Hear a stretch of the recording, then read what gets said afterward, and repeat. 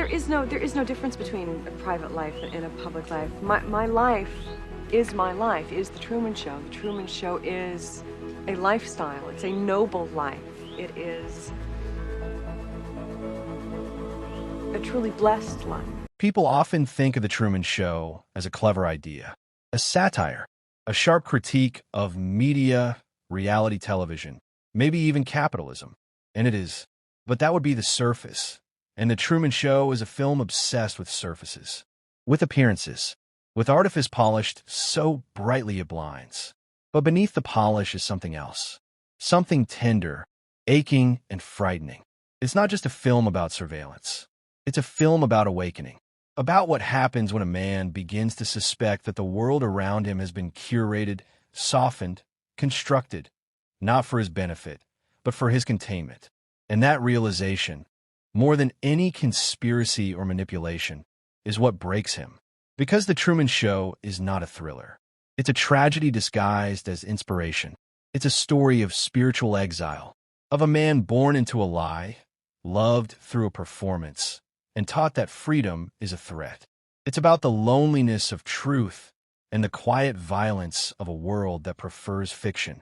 Truman Burbank lives in a dome, but he doesn't know that. He wakes up, brushes his teeth, greets his neighbors, kisses his wife, and goes to work. He smiles like everyone around him. He follows routines. He trusts strangers. He's polite, cheerful, predictable. But the cracks begin small. A spotlight falls from the sky. A radio glitches and begins broadcasting his movements. There's an itch beneath the skin of his life, something that doesn't quite settle. And Truman, ever so gently, begins to scratch at it. This is the genius of the film's structure. It never turns Truman into a rebel or a genius or a chosen one. He remains painfully ordinary, which is what makes his doubts so profound. He is not rebelling against a tyrant. He is rebelling against comfort, against familiarity, against a world that tells him, softly and constantly, that everything is fine. And that rebellion, silent, slow, confused, is existential. We often think of freedom as exhilarating. In The Truman Show, it's terrifying, because to be free is not just to escape. It is to unlearn, to unravel every certainty you've been taught to hold sacred, to realize that your mother is an actor, that your best friend has been fed lines, that even your love story was scripted for maximum emotional impact. To be free is to lose everything that made you feel safe and keep going anyway. Truman's world is the purest distillation of the social contract. It is what society promises: safety, structure, meaning. A home, a family, a purpose. But what if all of that is staged? What if your purpose was designed in a boardroom? What if your emotions are being mined for ratings? What if every moment of authenticity is being watched, evaluated, monetized? The horror isn't in the cameras. It's in the idea that Truman's feelings are real, but the responses to them are not. That's the violation. At the center of this world is Christoph, the creator, the god, the orchestrator. He watches from the moon, speaks in calm tones, and calls his manipulation love. "I know you better than you know yourself," he says. "You're the star." But Truman never asked to be a star. He asked to be real. Christoph believes that protecting Truman from pain is the highest form of care, that sheltering him from tragedy is a kindness. And in doing so, he makes a claim not just of control, but of divinity. This is the philosophical heart of The Truman Show, the illusion of benevolent control. The idea that if someone curates your life to remove suffering, they deserve your obedience. That freedom is less important than comfort. That truth is less important than happiness. But Truman refuses that, not because he's ungrateful, but because something in him aches for the unknown, for the unscripted, for a world not designed to keep him safe, but to let him be real, even if that means being hurt.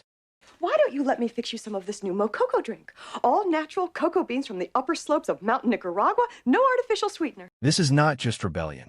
This is consciousness awakening. The Truman Show is often compared to Plato's allegory of the cave, and for good reason. Truman is the man who sees shadows on the wall and starts to wonder about the fire behind them. But where Plato imagines the freed prisoner returning to enlighten others, Truman's journey is lonelier. He has no one to bring the truth to. The others are still acting, still smiling, still saying their lines. His awakening is not communal. It is deeply, painfully personal. It's also irreversible. There's no going back once you realize the sky is a ceiling. Once you touch the wall of your world and find a hollow. Once you scream into the heavens and someone answers. The beauty of the film lies in its quietness. There are no explosions, no gunfights, no grand speeches. Truman's resistance is in glances, pauses, small lies. He pretends to go to work, but circles back. He stares too long. He rows a boat into a storm. These acts, simple on the surface, are deeply subversive. Because they're unscripted, because they're chosen. Choice in The Truman Show is the rarest currency, and Truman slowly begins to reclaim it. There's a moment near the end that breaks the heart. Truman rows into the artificial horizon, determined to escape, and Christoph tries to stop him with a manufactured storm. Lightning crashes. Waves crash. Truman nearly dies. And Christoph watches it all. This is the cruelty of the system. It claims to love you, but it will drown you to keep you obedient. When Truman survives, when he presses on and touches the sky, it is not a moment of triumph. It is a moment of mourning. He has broken the world. He has broken himself out of it. And then comes the voice from above. Christoph speaks to him, like a god, like a father. He tells Truman there is nothing out there, that this world was made for him, that he will be safe if he stays. And Truman, quietly, with a tired smile, bows and walks away. What makes this ending profound is not that Truman escapes. It's that he chooses uncertainty over certainty, loneliness over surveillance, pain over comfort. He walks through the exit, and the film ends. We don't see what he finds. We don't know if he's okay. That's the point. The unknown is not romanticized. It's just open. And open is better than false. Philosophically, The Truman Show is a meditation on authenticity. It asks what it means to live truthfully, not just factually, but spiritually. Can a life be meaningful if it is controlled? Can love be real if it's performed? Can you be yourself if you've never had the chance to choose? Truman doesn't escape because he hates his life. He escapes because he wants to find out who he is without a script. In a world that constantly sells us identities through advertising, media, expectation, Truman's resistance is not political. It's existential. He wants to exist on his own terms. And that desire, that ache, is what makes him human. The Truman Show is not a warning about the future. It's a reflection of the present. We are all, in some sense, Truman, shaped by forces we cannot see, given stories to live by, watched, if not by cameras, then by algorithms, nudged toward convenience, surrounded by curated versions of reality. But the lesson of the film is not to panic.